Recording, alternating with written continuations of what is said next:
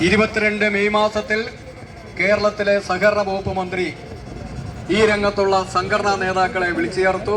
ഇതിനിടയിൽ ഒരു കേസും വന്ന് നമുക്കെല്ലാം അറിയാം, ഹൈക്കോടതി മറ്റു ചെറിയ സംഘടന കൊണ്ട് കേസ് കൊടുത്തു. അപ്പൊ കേസ് കൊടുത്തപ്പോൾ ആ കേസിന് മറുപടിയായി കേരള ഗവൺമെന്റ് ഒരു സത്യവാങ്മൂലം കേരള ഹൈക്കോടതി കൊടുത്തു.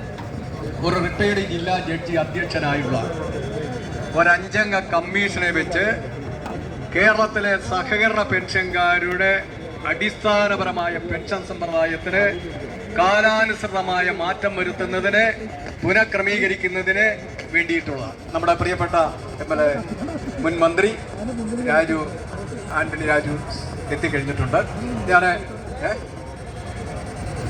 റിട്ടയർഡ് ജില്ലാ ജഡ്ജി നമ്മുടെ തിരുവനന്തപുരംകാരൻ ആർ രാജേന്ദ്രൻ നായർ. അപ്പൊ ഞാൻ ചുരുക്കുകയാണ്. നമുക്ക് വിനയ സമയമുള്ളതുകൊണ്ടിരിക്കാൻ നമ്മുടെ MLA എത്തിയിട്ടുണ്ട്. മണിയാച്ചാൻ താമസിക്കാതെ ഇവിടെ എത്തും.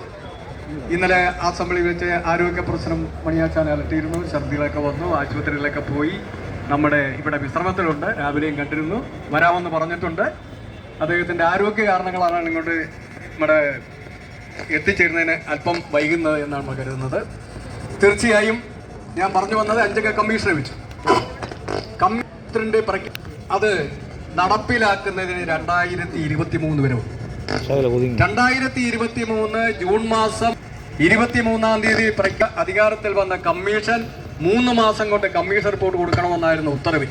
പക്ഷേ അത് 4 തവണ കാലാവധി നീട്ടി 13-ാമത്തെ മാസം 29/74 സർക്കാരിന് റിപ്പോർട്ട് കൈമാറി.